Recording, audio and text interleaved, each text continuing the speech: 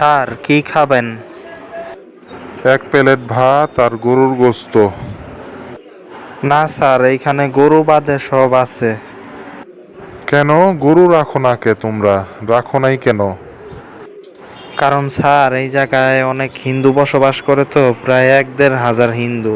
এখন আওয়ামী লীগের আমল থেকেই প্রশাসন আর সরকারের আর স্থানীয় নেতা ফেতারা এটা নিষেধ করে রাখছে যে গরু বিক্রি করা যাবে না, গরু জবাইও করা যাবে না, বিক্রিও করা যাবে না এবং রান্না করাও যাবে না। এটা নিষেধ আওয়ামী লীগের আমল থেকে এই এলাকায়। কিরে, ব্যবসা বাণিজ্য কেমন চলতেছে? কি খবর? এই তো মোটামুটি স্যার। তবে স্যার মুসলমান যারা দূর দূরান্ত থেকে আসে ওরা তো আসলে গরুর গোশত খোঁজে, এখন দিতে পারি না, ব্যবসাও অনেকটা তবু খারাপই হয়, কারণ গরুর অনেক চাহিদা। তো এই ব্যাপারে আপনারা অনুমতিও দেন না, এটা হয় এখন। আরে বেটা, নিষেধ নিষেধ নতুন করে এই যে বিএনপির নেতারা আমার বইলা দিচ্ছে যে কোনোভাবেই যাতে গরুর গোশত, গরুর কোনো আইটেম বিক্রি না হয় কোনো দোকানে, এই ব্যাপারটা তদারকি করতে, বুঝছস?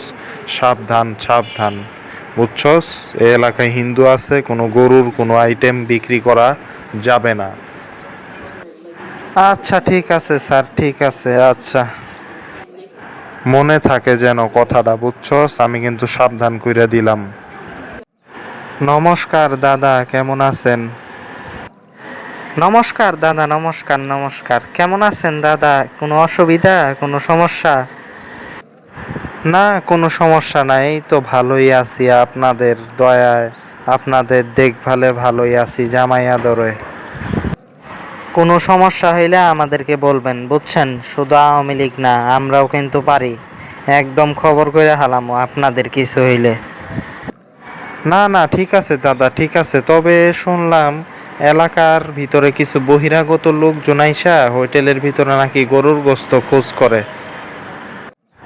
না দাদা, সমস্যা নাই সমস্যা নাই, আমি স্যার বলছিল না, আমি তদারকি করছি।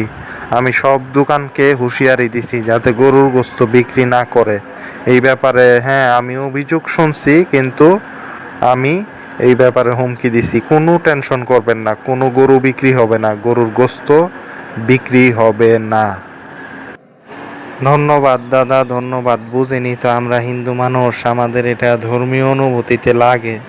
ধন্যবাদ এটা নিয়ে কাজ করার জন্য। আরও কিছু দরকার, বুঝছেন? আমাদের ওই যে একটা ছেলে আমাদের এক মুসলমান মেয়েরে হিন্দু বানাইছে, ওইটা নিয়ে একটু সমস্যা দাদা, ওইটাও একটু দেখেন।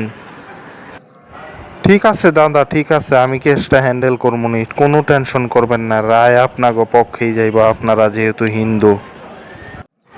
কোনো সমস্যা নাই দাদা, কোনো সমস্যা নাই। এই যে এরকম বলবেন, সব যে সমস্যাই হইব এরকম বলবেন, দাদা আছে আপনাদের, আর আমরা তো আছি। ঠিক আছে দাদা, ঠিক আছে। এই যে আপনাদের এখানে আমি বেড়াইতে আইছি, এটা তো কুড়িগ্রামের নাগেশ্বরীর মধ্যে পড়ে না? তো আমি এখানে বেড়াইতে আইসা এক হোটেলে ঢুকছি, ঢুইকা আমি ভাত এবং গরুর গোশত অর্ডার করছিলাম, কিন্তু শুনি যে প্রশাসন আর বিএনপির লোকেরা আর হিন্দু থাকার কারণে নাকি গরুর গোশত নিষেধ। এটার ব্যাপারে আপনারা কিছু একটা করেন তো, এটা কিভাবে সম্ভব? মুসলমানদের দেশ, অথচ এরকম পরিস্থিতি। আপনার কি এখন গরুর গোশত খাইতেই হইব? গরুর গোশত না খাইলে কি ইসলাম পালন করা যায় না, মুসলমান হওয়া যায় না? গরুর গোশত খাই কি সাচ্চা মুসলমান হইতে হইব আপনার? এটা কেমন ধরনের কথা? আমি বললাম একটা, আপনি বললেন আর একটা। আমি দেশের নাগরিক, আমার গরু খাইতে মন চাইলে আমি গরু খামো, এটা নিয়ে আপনারা হিন্দুর কারণে এটা বাধা দিবেন?